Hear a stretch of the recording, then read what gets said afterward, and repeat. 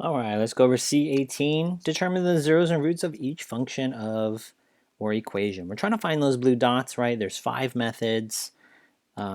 We could try to do this by factoring, and we're always going to try by F for factoring. Let's try to see if we can factor this, okay? A is 7, B is 9, and C is 5. Hopefully you've learned that the coefficients, the numbers in front, are your A, B's, and C's. Notice how in yellow there is no X's. Let's see if we can factor that, okay? A, C, and B. So A times C is 35. My B value is 9. We need to think of numbers here whose product or those two numbers multiply to be 35, but those same two numbers add to be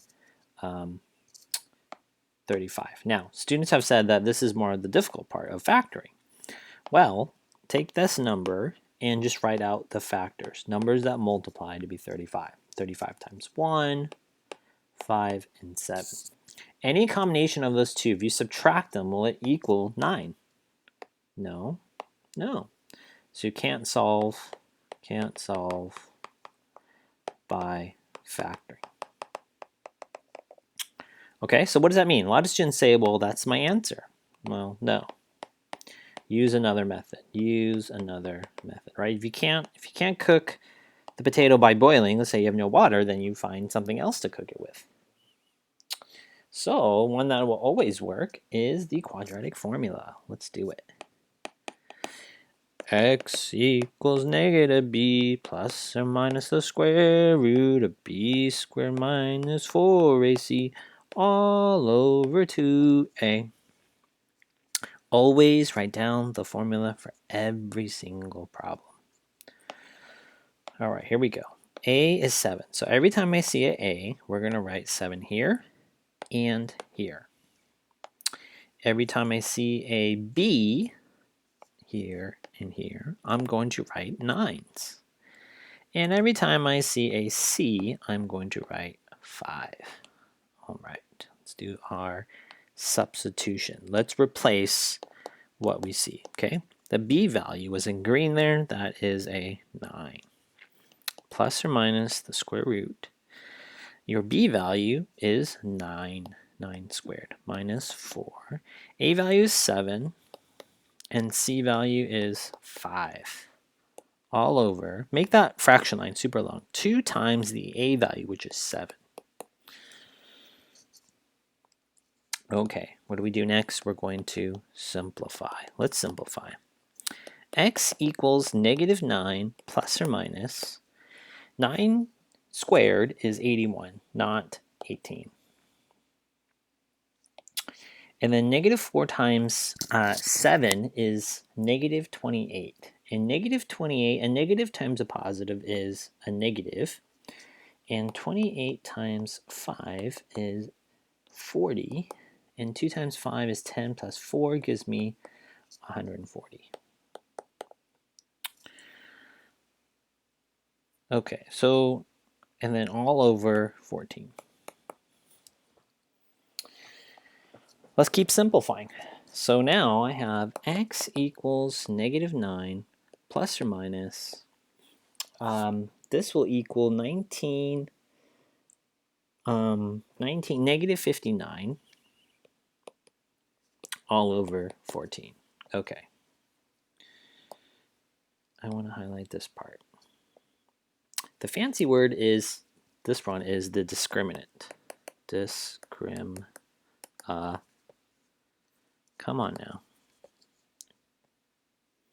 Are we on the end of the page? That's what I wanted. Discriminant. When the discriminant is negative, less than 1, just basically means it's negative, then we have something called no real solutions. So let's talk. We're talking about the discriminant.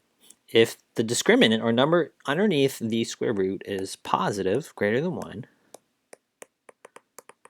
then you have real solutions. Okay, so right now we're working with real solutions, and I want to take it one step further. Is these non-real solutions just basically means that there are imaginary solutions. Let's get a graph and this will make sense. Here's my x, here's my y.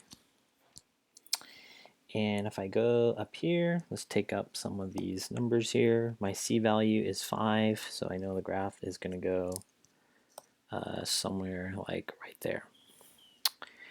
And I have a positive a value, so I know my graph's going to go up. So my graph's going to look something like this.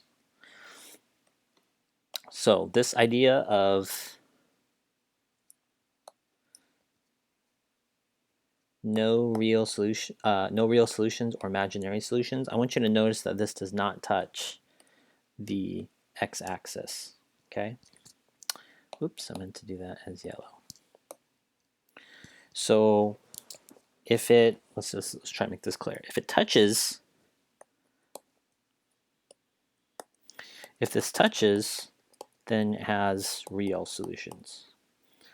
If this part right here has no touch, then this would be the, let's draw an arrow here, the imaginary solutions or no real solutions. So big idea is this is kind of like your Algebra 1 freshman answer. And now that you're integrated 3, or we call this like Algebra 2 old school, this is the better answer. Now the book has this for right now because you don't know any other information. But remember, if it's not touching the x-axis, then you have imaginary solutions. See you guys.